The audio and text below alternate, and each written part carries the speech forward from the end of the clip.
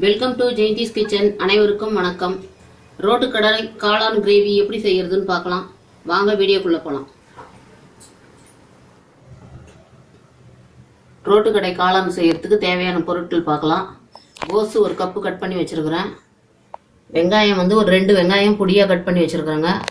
மிளகாத்தூள் வந்து 1 ஸ்பூன் எடுத்து வச்சிருக்கிறேன், வெறும் மிளகாத்தூள். மைதா மாவு 1 கப்பு, கரம் மசாலா தூள் 1 ஸ்பூனு, கார்ன்ஃப்ளவர் மாவு 1/2 கப்பு, சால்ட்டு தேவையான அளவு, இஞ்சி பூண்டு பேஸ்ட்டு 1 ஸ்பூன் எடுத்து வச்சுருக்கிறேன். ஒரு பவுலில் இந்த 1 கப்பு முட்டைக்கோசை சேர்த்துக்கலாங்க.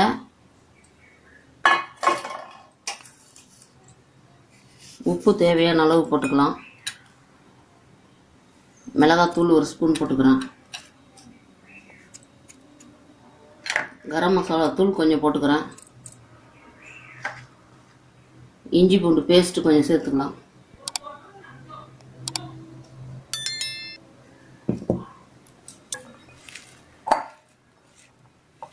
இதெல்லாம் நல்லா ஒரு முறை கலந்துடலாங்க. கலந்துட்டு இந்த மைதா மாவு சேர்த்துக்கலாம்.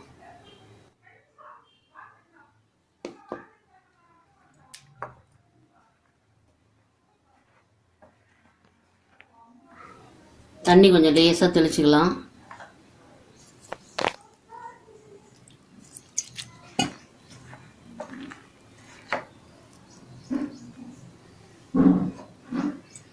இதுலேயே கார்ன்ஃப்ளவர் மாவை கொஞ்சமாக சேர்த்துக்கலாம்.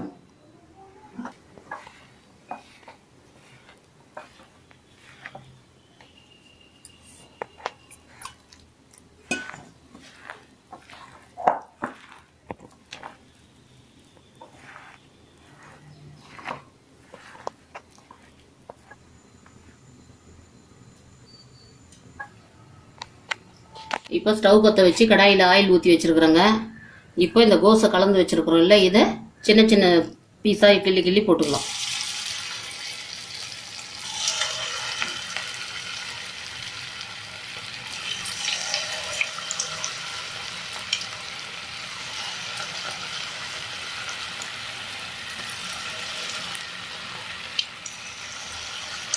எப்படி ஒன்றா போடுங்க, உங்கள் சைஸுக்கு கைக்கு அந்த மாதிரி போடுங்க. அப்புறம் நம்ம இதை பிச்சு தான் போட போகிறோம்.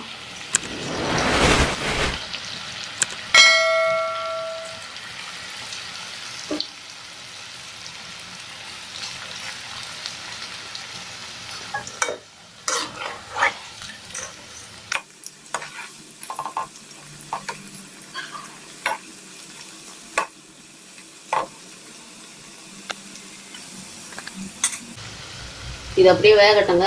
பக்கத்தில் ஸ்டவ் பற்ற வச்சு ஒரு பேன் வச்சுருக்கிறேன். அதில் ஆயில் சேர்த்துருக்குறேன். நல்லா காஞ்ச பிறகு அந்த கட் பண்ணி வச்ச வெங்காயத்தை சேர்த்துக்கலாம். ஆயில் சூடாயிடுச்சு. இந்த 2 வெங்காயம் பொடியாக கட் பண்ணி வச்சுருக்கிறத சேர்த்துக்கலாம். இது நல்லா வதங்கணும்.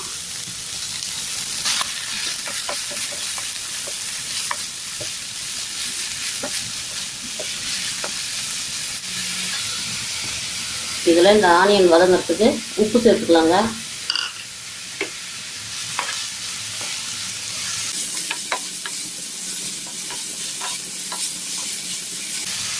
இது கொஞ்சம் நல்லா வதங்கட்டும். அப்படியே இதை பார்த்துக்கலாம். இது நல்லா பொன்னிறமாக ஆயிடுச்சுங்க. இதை ஒரு பவுலுக்கு மாற்றிடலாம்.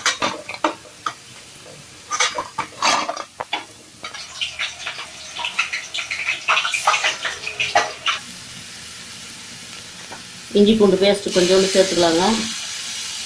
அதிலே ஒரு 2 தக்காளியை வந்து நைஸாக மிக்சியில் அடித்து வச்சுருக்கிறேன், அதை சேர்த்துடலாம்.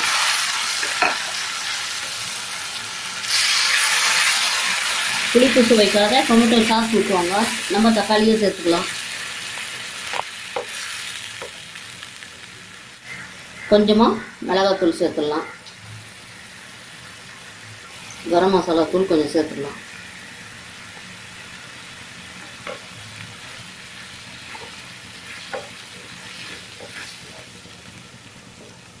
இது தக்காளியோட பச்சை வாசனை போகட்டும், அது வரைக்கும் கொதிக்கிட்டோம். நல்லா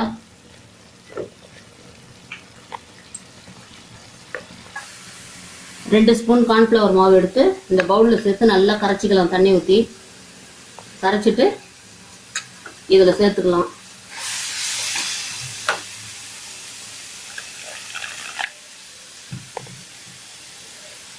கட்டி இல்லாத கரைச்சாச்சுங்க. இதில் சேர்த்துடலாம் நம்ம.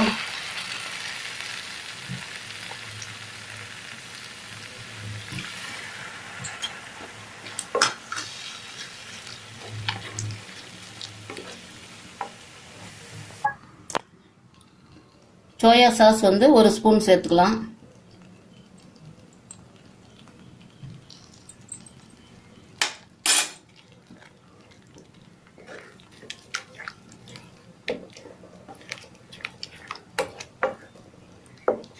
இப்போ உப்பு காரம் எல்லாம் கரெக்டாக இருக்குதான்னு செக் பண்ணிக்கலாம்.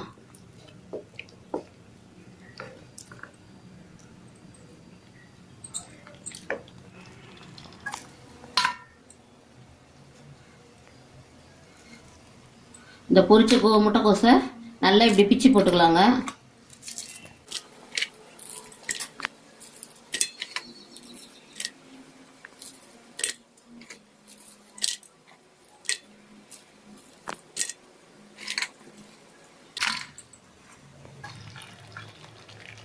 இந்த பிச்சு போட்டதை இந்த கிரேவியில் சேர்த்துடலாம்.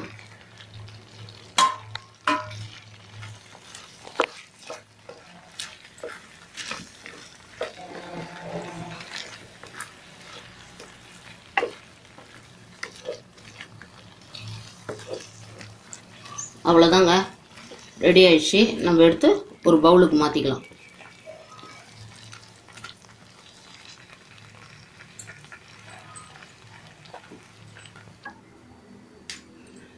ரோட்டுக்கடை காளான் கிரேவி ரெடி ஆயிடுச்சுங்க.